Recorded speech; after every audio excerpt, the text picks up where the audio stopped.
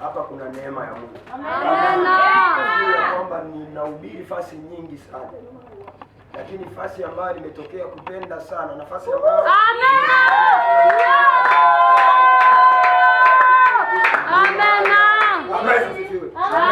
ongeza tena makofi.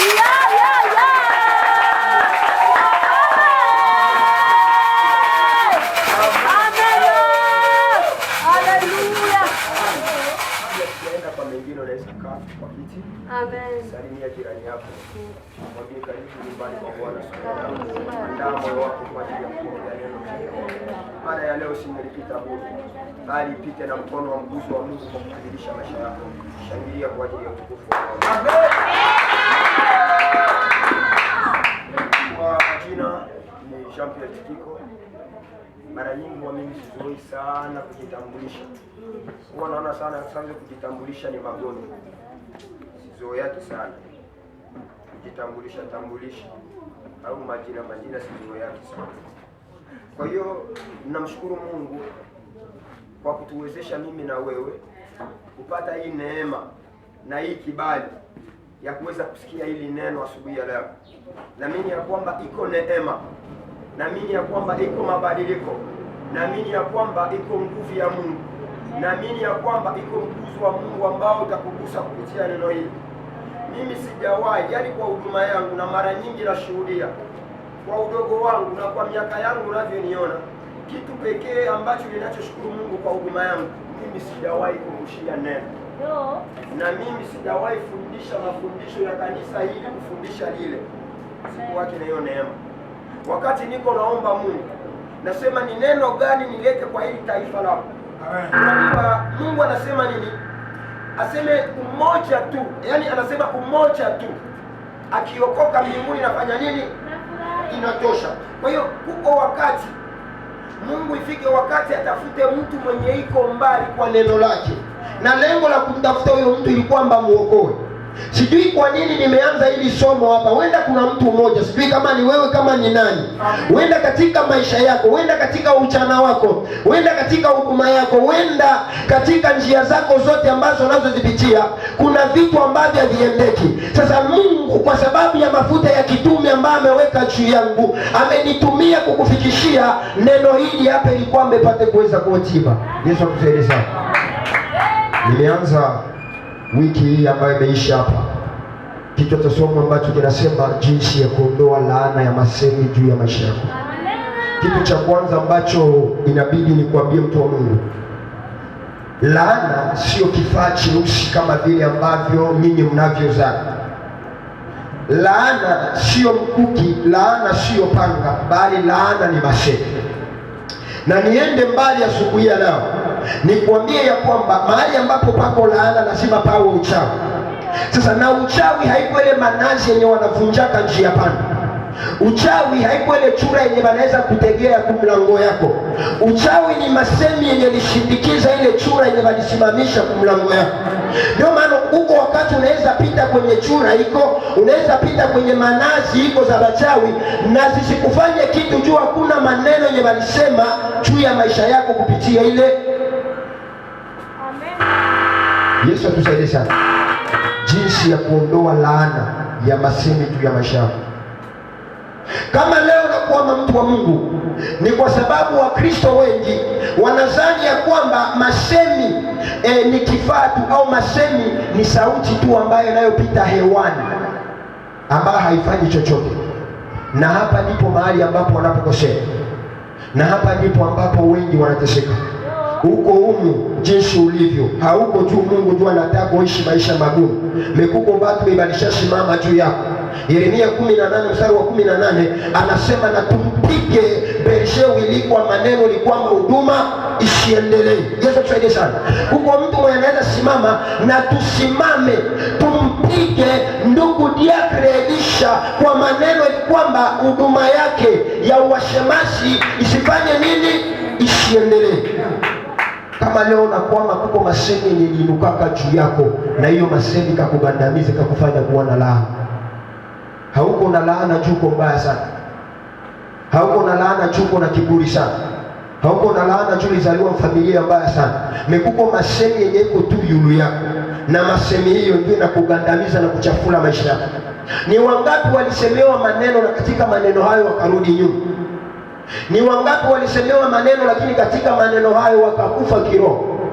Ni wangapi walisemewa maneno katika maneno hayo wakaishi mateso, wakaishi ugumu, wakaishi magonjwa?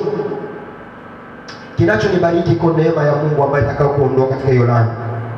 Na mtu ambaye aliyenena maovu juu ya maisha yako, leo iko nguvu ya kitume ambaye itakuwezesha kufuta ile laana, kufuta ile masemi, kufuta ule uovu ambao ulikuwa umeinuka juu yako. Yesu akusaidie sana. Leo nataka kuzungumzia sijeni, nasema kumiliki lango la kinywa chako. Kumiliki lango la kinywa chako. Katika Biblia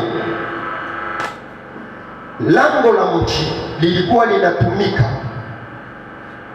halikuwa linatumika tu kuwapitisha watu, bali lilikuwa linatumika pia kuwahukumu watu.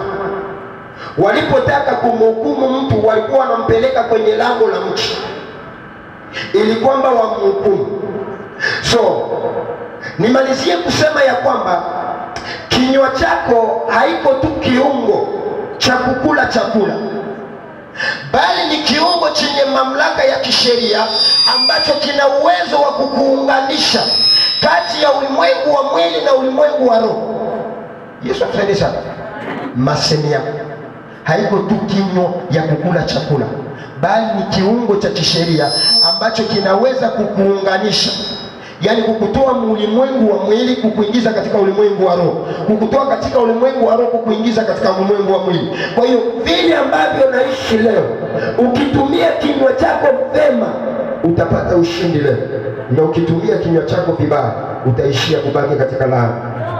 Yesu tueleza. Nataka wasomaji wawili ili kwamba tutembee haraka haraka, sitakawia sana. Kitabu cha Yakobo sura 3 mstari wa 4 hadi 5, na kitabu cha Zaburi, kitabu cha Zaburi 141 mstari wa 3. Hizi ndio andiko mbili ambazo nataka tuanze nazo asubuhi ya leo. Yakobo sura 3 mstari wa 4 hadi 5. Tuwe kushindana na Mungu. Yakobo 3:4 mpaka 5 tumesoma katika jina la Yesu. Amen. Tunaangalieni merikebu, ingawa ni kubwa kama nini, na kuchukuliwa na pepo kali za geuzwa na usukani mdogo sana, kokote anakoazimia kwenda na hoza 5. Vivyo hivyo ulimi nao ni kiungo kidogo, nao hujivuna majivuno makuu. Angalieni jinsi moto mdogo wawashwa msitu kubwa sana. Amen. Tunasoma Zaburi 141 mstari wa 3 katika jina la Yesu. Amen. Anasema, e Bwana, uweke ulinzi kinywani pangu, niongoze malango ya midomo yangu. Amen. Narudia tena ili kwamba usikie. E Bwana, uweke ulinzi kinywani changu, uongoze malango ya midomo yangu, ni neno la Bwana. Amen. Yakobo anaenda mbali, anasema, anatoa mfano, anasema ya kwamba tuangalie meli. Licha ya meli ni kubwa sana, lakini hii meli inakuwaka inazungushwa na zoruba nyingi kwenye bahari, inapelekwa huku na huku. Lakini kinachombariki Yakobo ni nini? Kinachombariki kwa sababu ndani ya meli kuko kifaa kidogo ambacho ni usukani. Haijalishi pepo inaweza kuwa namna gani kwa meli, lakini kifaa kidogo tu kiko na uwezo wa kupindua ile meli kwamba isitikisike na mtikisiko wa bahari. Yesu atusaidie sana. Sasa niende mbali, Yakobo anafananisha maisha yako na meli. Maisha yako Yakobo anaifananisha na meli. Kwa nini Yakobo aifananishe maisha yako na meli? Niende mbali kiufunuo. Naona kitabu cha Mathayo, maandiko yanasema ya kwamba Kristo akawalazimisha wanafunzi kuvuka ngambo, na katika wanafunzi kuvuka ngambo, maandiko yanasema ya kwamba walienda sana mbali wakijisukuma sukuma kwa makasia, huku upepo ukiwa mpisho baharini, Kristo akiwa amepanda mlimani kuomba. Na Kristo aliporudi akitembea kwa miguu juu ya bahari, akawaona, akawaambia amani iwe juu yenu. Bahari ikatulia. Petro akamwambia nini? Ikiwa ni wewe, niruhusu nikufuate. Kristo akamwambia njoo. Maandiko nasema ya kwamba Petro akapiga hatua moja na mbili, akaanza kuzama, lakini alipokumbuka ya kwamba ninaye ni mkuu kuliko bahari hii, akamwambia Bwana niokoe. Na maandiko nasema ya kwamba akamshika Petro mkono na akamuinua, wakatembea kwa pamoja juu ya maji. Na hapo ndipo ambapo Ukristo wako ulipewa mamlaka ya kuwa sawa na meli. Haijalishi misukosuko ya dunia, haijalishi zoruba. Maana katika kitabu cha Ufunuo maandiko yanasema ya kwamba bahari ni dunia. Kwa hiyo misukosuko ya dunia, hata kama inaweza inuka namna gani juu ya maisha yako, umepewa uwezo ndani ya ulimi, na ule ulimi wako ndio usukani ambao unaweza kukuongoza na kukufanya usitaabishwe na mtikisiko. Yesu atusaidie sana. Nadhani ya kwamba utanielewa tu huko mahali niko naenda. Maisha yako haiongozwi na uchumi wa nchi. Maisha yako haiongozwi na miaka yako. Maisha yako inaongozwa na usukani mdogo ambao ni ulimi. Ulimi ndio inaongoza maisha yako. Kama leo uko hivi ambavyo ulivyo, kwa sababu wengi wamekamata mamlaka ya kumwachia muovu usukani. Ukiachia shetani aongoze maisha yako, ukiachia shetani aongoze ulimi wako, atakupigiza huku na huku, na atakutaabisha na hautawahi pata amani katika maisha yako. Wako wengi kwa sababu waliacha masemi yao, waliacha vinywa vyao kukiri madhaifu, shetani akawapigiza ndani ya magonjwa. Kwa sababu waliacha vinywa vyao kukiri madhaifu, shetani akawapigiza ndani ya umaskini. Kwa sababu waliacha vinywa vyao kukiri madhaifu, shetani akawapigiza ndani ya ukosefu, na maisha yao ikazidi kuhangaika. Iko mtu mmoja sema amen. Kwa hiyo adui hawezi ongoza maisha yako kama haumpi nafasi ya kuongoza maisha yako. Kuko watu ambao mchawi haiko ndio anaongoza maisha yako, shetani haiko ndio anaongoza maisha yako. Kinachoongoza maisha yako ni kinywa chako. Kumiliki lango la kinywa chako. Yesu atusaidie sana. Nataka tukamate kitu ambacho kinasema wapi tunapata matunda ya midomo na sheria ya uumbaji katika ulimi. Hili neno la kwanza ambalo nataka tuzungumzie, matunda ya midomo na sheria ya uumbaji. Matunda ya midomo na sheria ya uumbaji. Watu wengi huwa wanalalamika ya kwamba Mungu hakuwahi anajibu maombi. Mtumishi wa Mungu andaa andiko kitabu cha Isaya 57 mstari wa 19. Bwana Yesu atusaidie sana.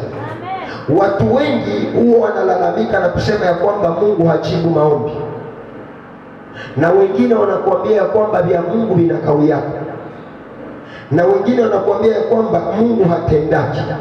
Leo nakwambia kwamba Mungu anatendaka na Mungu atajisemea.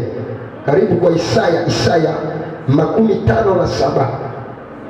mstari wa 19. 57 ya Isaya mstari wa 19 nasema nini? 19 tumesoma katika jina la Yesu. Amen. mimi nayaumba matunda ya midomo, amani, amani kwake yeye aliye mbali na kwake yeye aliye karibu, asema Bwana, nami nitamponya. Amen. Bwana Yesu asifiwe sana. Neno la Mungu linasema mimi naumba matunda ya midomo. Mungu haumbi matunda ya mawazo yako. Mungu haumbi matunda ya kilio chako. Mungu anaumba matunda ya midomo yako. Kama leo maisha yako iko nguvu, kama leo maisha yako iko na laana, kama leo maisha yako haujawahi pata kile ambacho unachohitaji, ni kwa sababu Mungu hajawahi pata masemi atakayoumba, hajawahi pata masemi ambaye atakaye kuumia kwa maisha yako. Yeye haumbi mawazo yako, yeye haumbi kilio chako, anaumba matunda ya midomo yako. Yesu akusaidie sana. Ulimwengu wa roho kila siku unazunguka ukichukua maneno ambayo unayoyaongea kila siku. Usiwazie kama maneno unaongea yake yanaendaka vile. Maneno yenye unaongeaka haiendaki vile. Ni maneno ambayo inaumbwa katika ulimwengu wa roho. Nikupatie mfano. Uko humu Petro unaweza anza pitia katika hali ya uhaba fulani wa ukosefu, ili tu kukiri na kuambia wenzako hii siku mambo iko nguvu. Aisee, Mungu iko na malaika zake pale, na shetani iko na malaika zake pale, wanaandika ile neno hukumu, kisha wanasema aisee, huyu mtu amesema ya kwamba kwa sasa anapitia katika mambo magumu, tumuumbie mambo magumu ili aishi. Sijui kama mtu ananielewa. Hawezi nielewa hapo. Mimi naumba matunda ya midomo, na ukisema kwa mdomo wako ya kwamba kwa sasa mambo ni magumu kwa maisha yangu, ulimwengu wa roho naumba magumu kwa maisha yako. Ukisema ya kwamba katika mji hii sitafanyikiwaka paske sionaki benye binakuwaka mwai mwingine, acha nikwambie kwamba mwai mwingine hautafanikiwa, wataumba kuto kufanikiwa. Ukisema mwai mwingine sitapataka ndoa, na hautapataka ndoa. Ukisema mwai mwingine huduma yangu haitaendeleaka, na haitaendeleaka. Maana si mimi Pierre Tikiko, bali ni Mungu ndiye anasema ya kwamba naumba matunda. Sijui unaongeaka nini? Unaweza niulizia hata jirani yako, unaongeaka nini? Yesu atusaidie sana. Si unaongeaka nini? Bienye unaongeaka njoo bienye unaishi. Hauishi bienye unawazaka, unaishi bienye unaongeaka. Vile ulishajifunza kukiri madhaifu kwa maisha yako, ndio utaishi madhaifu. Vile ulishajifunza kukiri magonjwa kwa maisha yako, ndio utaishi magonjwa. Bwana Yesu atusaidie sana. Niende mbali kwa kitabu cha Mezali sura 6 mstari wa 2, anasema ya kwamba mumetegwa kwa maneno ya vinywa. Yesu atusaidie sana. Hamtegwi na mchawi, hamtegwi na adui, bali mnategwa kwa maneno ya vinywa vyenu. Kungo mtu anaweza kuwa haiko mkifungo cha wachawi, kungo mtu anaweza kuwa haiko mkifungo cha adui, lakini iko kwenye kifungo cha maneno yake. Yesu tueleza. Adui anaweza kuwa hakufungi, wachawi wanaweza kuwa hawafungi maisha yako, lakini maisha yako inafungwa chini ya midomo yako. Unakuwa unakiri nini mtumishi wa Mungu? Nakumbuka wakati naanza huduma, maana mimi nimezaliwa huko kwa mavilashi ya Sangi, na wakati naanza huduma mimi sikuhubiriwa na mtu injili.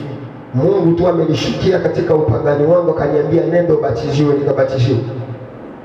Mungu akanishukia katika upagani wangu, akaniambia huyu njoo baba wa kiroho, na akanipa baba wa kiroho. Kwa macho yangu niko naona. Sasa wakati nataka enda kumtumikia Mungu, mama yangu ni mchuza mambuzi, ameenda Burundi, Rwanda kwa kuchuza mambuzi. Sasa alikuwa ananifanya mimi ndio jera, ananiletea tu kwa mikono yangu mambuzi 15 ngapi au hauna sema. Akasema kimya. Sasa nilipeleka kwa Kayafa. Kayafa akamuuliza, je, wewe ni mfalme wa Wayahudi? Akasema, wewe wasema, maana tangu sasa mtaona utukufu wa mwana wa Adamu akiwa ameketi katika kiti cha utukufu cha baba yake na malaika. Pale wakasema ni makufuru, tutafute tena ingine neno gani? Pale wakasema, kamata ndugu, uende fanya nini? Mwende mpeleka mumuue, amesha kufuru. Yesu tusaidie sana. Ulimwengu wa roho na kuwinda huko, natafuta ni maneno gani ndio nasema jua kuteke jana. Huko fie tu mwanasema miaka ishaenda, mbona nakawia kuolewa? Na miaka itakuendea hapo hivyo unatakawia kuolewa. Huko mtu anasema mbona huduma yangu inapitia vita nyingi, na vita ndio utaiona tu huduma, hautawahi ona amani. Unajua kwa mahali kanisa ambalo nashiriki, siku moja tulikuwa na maombi, na sasa tuko na maombi, tukaomba sana. Siku hiyo Mungu akanitumia kwa mkono wa kipekee, karibia watu wote walikuwa mule, kulibakia kama watu kama 3 ambao hawakuanguka na deliverance. Kisha mtu mmoja kaja niambia hivi, walisema ushakuwa free, unaanza kusadaka, unaanza tafuta maji. Nikamwambia yule mwenye alikuambia hiyo neno na hiyo laana iko juu yake, mimi sitatumikishaka maji, ninatumikishaka Mungu wa kweli. Yesu tusaidie sana. Huko watu wanakuinda tu kwa masemi, ilikuwa upate kufanya nini? Upate kuweza kuzimika. Yesu tusaidie. Kuna mtu aseme amen? Ni maneno gani unaongea? Sunana kutribina au kuparke, hata kama basoda walikukamata uko na uwa mtu noko na kisu kumikono, hawawezi kuhukumu kama hauyaitika na kinywa yako. Unajua kwa nini wanaleta kama shahidi? Mnielewe vizuri. Wanaleta kama shahidi huku shishe kwa natafuta tuasikie neno yenye tatoka mkinywa yako, ukiri ya kwamba mimi ndio nilifanya. Nendapo tatokeo umekaa kimya, watasema hii kesi tunaiahirisha, apre siku 15 tutaikamata tena, paske mstaki wetu hasemi kitu. Wanakurudisha wapi? Rumande. Wako wanatafuta neno yenye utafanya nini? Utakiri ni kweli nilifanya, bakufungi. Na ulimwengu wako iko hivyo. Kama leo maisha yako inaangamia, kama maisha yako leo inateseka, kwa sababu hautegwi na mitego ya wachawi, kwa sababu hautegwi na mitego ya adui, unategwa na maneno ya kinywa chako. Maneno ya kinywa chako ndiyo ambaye atakayoamuru, na ndiyo ambaye atakayo kuamuru uishi namna gani. Kumiliki lango la kinywa chako. Jambo la kwanza, lazima kujua ni masemi gani ambayo unaweza ukajitamkia kwa maisha yako. Kanisa yetu hawakuwaki na Mungu, na ule Mungu hautamuonaka mkanisa. Mchungaji wetu hakuwaki na upako. Mchungaji ili ana upako, ana moto, lakini hautaiona juu shaka sema hakuwaki. Yesu tusaidie sana. Kanisa yetu haitaendelea, wewe hautaendelea, kanisa itaendelea. Ile maseni nyoko na kiri itarudia kwako, lakini wengine wako naenda mbele. Mimi sawa wako naona saa vile Mungu atende, Mungu iko natenda kwa wengine. Sawa wako najiona ovyo, Mungu yeye iko nafanya wengine watu imara. Saa vile wako najiona ya kwamba hautaendelea kwa wengine, wako naendelea ndani ya Mungu. Mungu anachohitaji ni maseni kutoka ndani ya kinywa chako na ile akufanikisha. Basi akufanikisha katika jina la Yesu. Akufanikisha katika jina la Yesu Kristo wa Nazareti. Yesu siwe. Mimi nakwambia kweli, unichambe usinichambe, nakwambia kweli. unaimba masaa mawili, lakini neno la Mungu dakika 20. Kwa kipindi cha ziki kuu kinakuja, utajitetea na nini? Kama tu kichwa ya somo ya jeudi ulishindwa kuimetrize, utametrize kubondwa juu ya Kristo. Yesu kusaidia sana. Utametrize kubondwa. Acha niingie kwa somo moja kwa moja. Jinsi ya kumiliki malango ya kinywa chako. Jambo la kwanza, funua kinywa chako kunena maneno ya baraka. Kinywa chako hakiongozwi na maneno ya hisia. Kinywa chako hakiongozwi na maneno ya hasira. Kinywa chako hakiongozwi na maneno ya hofu, kinaongozwa na maneno ya ujasiri. Ukitaka umiliki malango ya kinywa chako, jifunze kinywa chako kiwe kinakiri neno la uzima, kiwe kinakiri neno la ushindi, kiwe kinakiri neno la muujiza. Namwona mwanamke ambaye aliyetokwa na damu ya 12. Maandiko yanasema ya kwamba mali zake zote akazimaliza, akienda kwa waganga na waaguzi ili kwamba apone, lakini hakupona. Ikafika wakati ambayo mume akamkimbia, watoto wakamkimbia, majirani wakamkimbia, akabakia yeye peke. Akasema remember, hata kama nakaa hapa chini na sina ndugu ambaye anayemtegemea, kumbe nikigusa, akasema moyoni mwake, nikigusa tu upindo wa vazi lake na damu yangu itafanya nini? Haikukauka. Nikigusa. Jifunze kunena maneno ya ujasiri. Anasema kwa kitabu cha Warumi 4:17, kama nilivyokuweka kuwa baba wa mataifa mengi mbele yake Mungu anayewapa wafu uhai, avitazamiapo vitu visivyokuweko kana kwamba viko. Ina maana anahitaji kwa masemi yako unaona kitu kenye hakiko saa vile. Nikupeleke mbali. Bartimayo anazoea kuombaomba, na siku yenye Yesu alipitaka, nafikiri Bartimayo angelipata msaada ya mingi, ya faranga za mingi, juba mingi. Angelisemaka Yesu asituone kama tuko vachoyo, tusaidie nani? Bartimayo. Bartimayo akasema huyu ndugu anapita hapa, sina bezo ya faranga, mwana wa Adamu ni rehemu. Akamwambia, nini unataka? Nataka nipate. Ina maana katika kinywa chake akasema nataka nipate kuona tena. Uona mwambiaka Mungu upate kufanya nini? Yesu atusaidie sana. Fungua Biblia Yoeli sura 10. Anasema nini Yoeli sura 10 mstari wa 3? Fungua Biblia twende kwa haraka kama tumalize, watu wasije wakanisimulia hapa. Yoeli sura 3 mstari 3, Yoeli mstari wa 10. Karibu kwa usomaji. Mstari wa 3 wa Yoeli sura ya 10 tunasoma katika jina la Yesu. Amen. 10 anasema hivi, ndio. Yafueni majembe yenu yawe panga. Yes.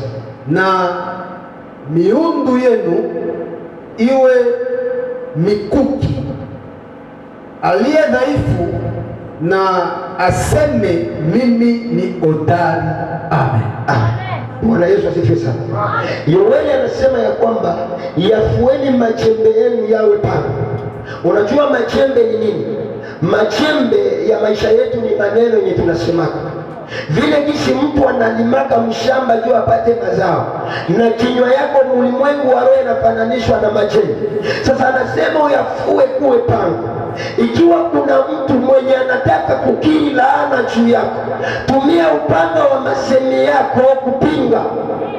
Ikiwa kuko mtu mwenye anataka kusimama kama kuta kwenye maisha yako, ile masemi yako siwe tena chembe ya kulima, igeuke kuwa panga kwa ajili ya kupambana kwa ulimwengu wa roho. Ulimwengu wa roho haupambani kwa panga za mwilini. Ulimwengu wa roho haupambani kwa bunduki. Ulimwengu wa roho unapambana kwa maneno. Kwa kuwa walisimama kukulaani, anahitaji uinue maneno yako yawe kama panga ya kukatakata laana zote za maadui, yawe kama panga ya kuvunja makaburi yote, yawe kama panga ya kuweza kuvunja mikatari ya Baali, kuvunja miungu ya Baali, kuvunja uovu wote ambao ambao nawe ifunga juu ya maisha yako. Bwana Yesu asifiwe sana. Kama unaamini sema amen zaidi ya jirani yako, na Bwana kutendee, na Bwana kuzidishie, na Bwana kupe neema ya muujiza kwa maisha yako. Aseme uyafue, yani anasema baada ya kuwa anasema uyafue machembe yako yawe panga, anasema na miundo yenu iwe mikuki. Miundo yenu ni nini? Kile ambacho unachokiunda, ile ambayo naona ya kwamba hii ndio haja ya moyo wangu. Mungu anahitaji iwe mkuki, ikikutanana na ukuta ambaye nataka kuzuia, ile mkuki tumike kwa ajili ya kutoboa. Mtu ambaye atakayetaka kusimama awe kama ukuta kwako ufanya usifanyikiwe, tumia ile nia ili kwambe penye pale. Kisha anasema neno la ujasiri, aseme na aliye dhaifu aseme mimi ni hodari. Aliye dhaifu aseme mimi. Kumbe katika udhaifu wako uko hodari. Kumbe katika udhaifu wako uko hodari. Sijasikia mtu anasema kumbe katika udhaifu wako uko hodari. Bwana Yesu asifiwe sana. Anasema hivi katika kitabu cha Isaya 1:31, anasema hivi, aseme mdogo atakuwa elfu na mnyonge atakuwa taifa hodari. Kwa hiyo katika unyonge wako Bwana kufanye kuwa taifa hodari, katika udogo wako Bwana kufanye elfu. Wale ambao walitabiri ya kwamba utashindwa, unashinda katika jina la Yesu. Wale ambao walitabiri utajenga, unajenga katika jina la Yesu. Jinsi waliyosema haitachaa, inachaa na kufurika, inachaa na kuweka ghorofa katika jina la Yesu. Kama naamini sema amen. Waliosema itafika mbali nafika katika jina la Yesu. Waliosema ya kwamba hatutafanikiwa, tunafanikiwa katika jina la Yesu. Tunaongeza viti, muujiza wa Bwana na tabiri nusu ya mwaka mafuriko kwa kanisa hili. Tutakosa mahali ambapo tutakapoweka viti. Kama unaamini sema amen zaidi ya Bwana. Sema amen kwamba Mungu atende zaidi ya kawaida kwa maisha yako. Bwana Yesu asifiwe sana. Haya mdogo atakuwa Biblia inasema watu dhaifu ndio ambao wanaofanya hodari. Katika udhaifu wako jifunze kuwa hodari. Jifunze kukiri baraka. Jifunze kukiri muujiza. Jifunze kukiri neema. Hata kama vitu waliendeki sema litaendeka tu. Hata kama haoni waambie ya muujiza wangu huko. Hata kama haoni mafanikio waambie mafanikio yangu huko tu. Hata kama leo ngali mpangali waambie parcele yangu huko tu. Hata kama leo ngali pieto waambie gari yangu huko tu. Hata kama leo ungali mhitaji waambie ndasaidia tu, na Bwana kutendeka katika jina la Yesu. Karibu kwa usoni. Nabakiana kama na andiko ngapi ili tumalize? Wafalme wa Pili sura ya 2 mstari wa 1 hadi 6. Anasema nini? Hapa karibu kwa usoni. Tunasoma katika jina la Yesu. Amen. Siku hizo Hezekia akaugua. Ndio.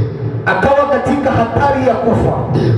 Isaya nabii, mwana wa Amosi zamani, akamjia akamwambia, Bwana asema hivi, tengeneza mambo ya nyumba yako, maana kufa utakufa wala utapona. Basi Hezekia akajigeuza, akaelekeza uso wake ukutani, akamwomba Bwana akasema, nakusihi Bwana, ukumbuke sasa jinsi nilivyokwenda mbele zako katika kweli na kwa moyo mkamilifu na kutenda yaliyo mema machoni pako. Hezekia akalia sana sana. Ikawa kabla Isaya hajatoka katika mji, wakati neno la Bwana lilimjia kusema, rudi ukamwambia Hezekia, mkuu wa watu wangu, Bwana Mungu wa Daudi baba yako asema hivi, nimeyasikia maombi yako na kuyaona machozi yako. Tazama, nitakuponya. Siku ya 3 utapanda nyumbani kwa Bwana, sitakufa. niko nataka niongee habari ya Hezekia. Sisi sote tunaitambua, lakini kuko kitu kenye haujawahi jua juu ya Hezekia. Hezekia, Mungu njoo anatosha neno ya kusema Hezekia, tengeneza mambo ya nyumba yako. Kufa utakufa, utake usitake kufa, mwanasema ni Mungu. Na naambia Isaya, wewe mwambie Hezekia.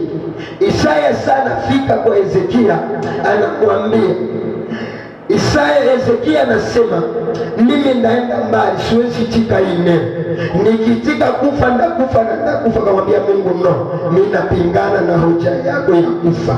Nakukumbusha sasa jinsi nilivyotembea pamoja, nilipe. Mungu akamwambia Hezekia, nakuongezea miaka ingine 10. Manake nataka kusema nini? Manabii wanaweza kutabiria kushindwa kwako. Mungu anaweza sema kushindwa yako, lakini anataka kushindwa yako confirmation toke mkinywa yako. Ukikubali kushindwa na kushindwa utaiona. Ukikubali kupigwa na kupigwa utaiona. Hezekia alisema sitaitika kufa. Kama ni nabii ndio alisema mimi sitaitika. Kama ni Mungu ndio alisema mimi sitaitika kufa. Hezekia kuishi. Kwa nini sasa wewe unaitika kila maneno? Yesu kusaidia. Niende mbali nikwambie, haijalishi ni watu ulipoenda wakakutabiria ya kwamba hutazaa, lakini ukikiri kwa kinywa chako. Maana anasema kitabu cha Kumbukumbu la Torati 7:14 aseme mtabarikiwa kuliko mataifa yenu yote duniani, hapata kuwa aliyetasa mtu mume wala nabii. Anaweza tabiri ya kwamba uko tasa, lakini utasa inatoka njomo kinywa yako.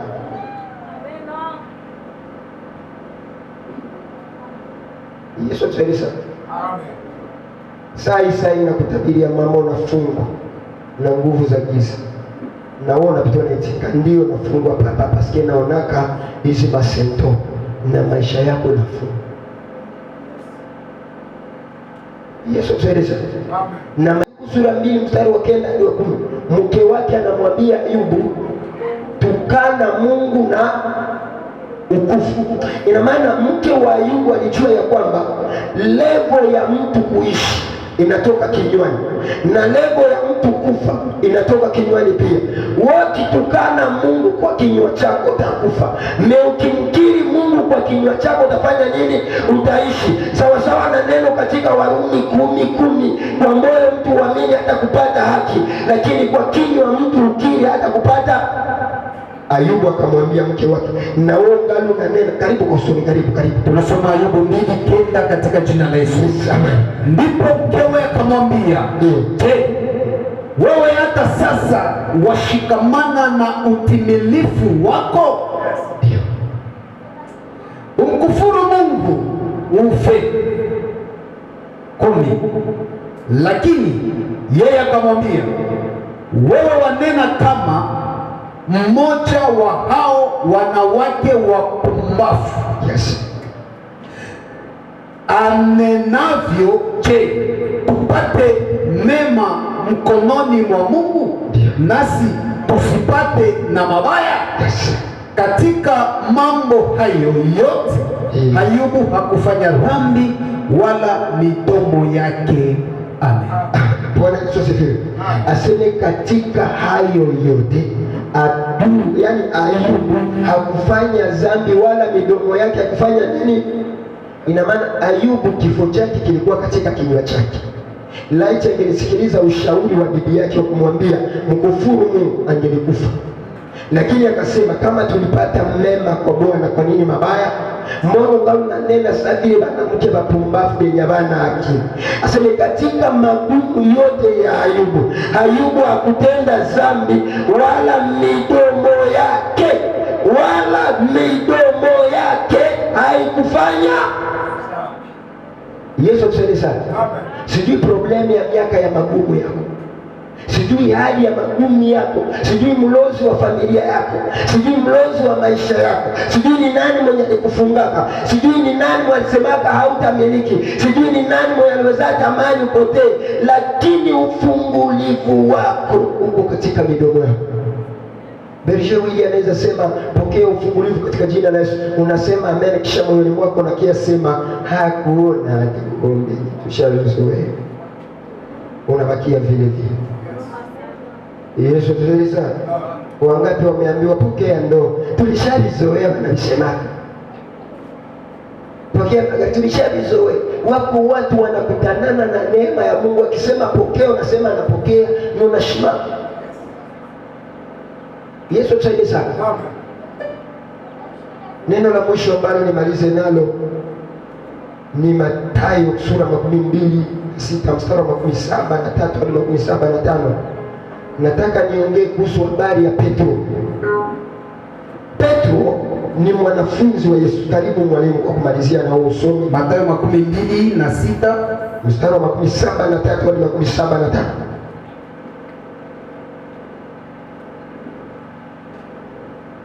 Mstari wa 17. Yes. 17 tumesema hivi.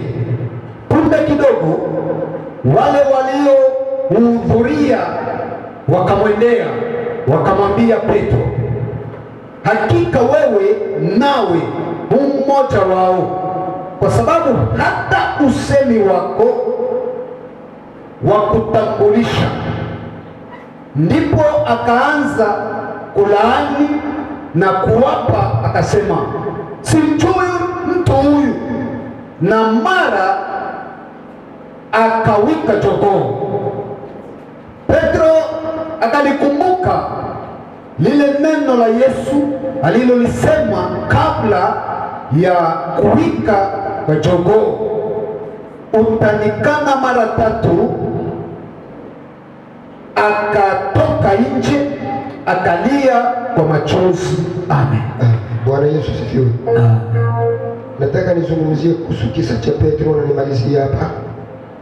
Petro ni mtumishi ambaye aliachwa na Yesu na akapakwa mafuta na akapewa uwezo wa kubaki na funguo ya kanisa. Lakini Petro sana fika mumagumu.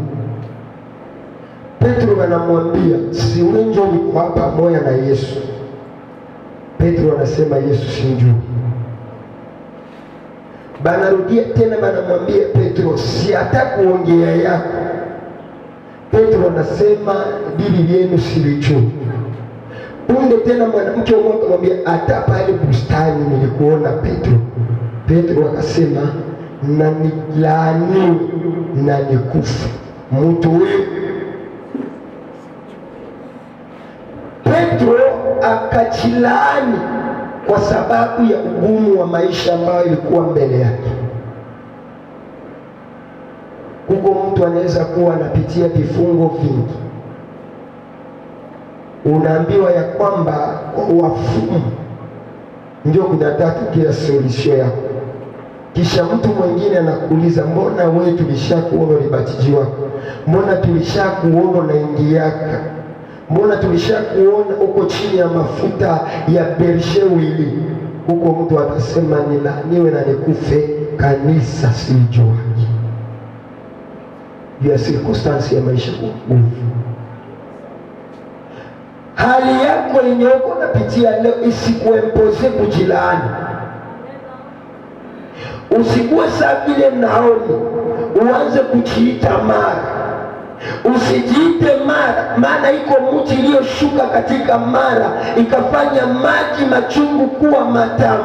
Ndio maana kapewa sifongo iliyojaa siki kufanya uchungu na ugumu wa maisha yako kuwa matamu. Msalaba wa Golgotha uko mbele yako kila siku. Ukikubali kugusa dawa na ulishakamjua Yesu, ni sawa na kusema nilaaniwe tu na nikufa.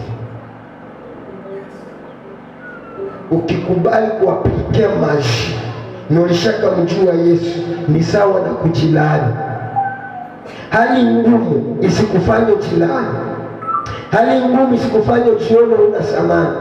Hali ngumu isikufanye uone sabili hawezi endelea. Hali ngumu isikufanye ujione waovu. Lango la kinywa chako ni kukiri ushindi. Lango la kinywa chako ni kukiri baraka. Lango la kinywa chako ni kukiri muujiza. Lango la kinywa chako ni kukiri neema.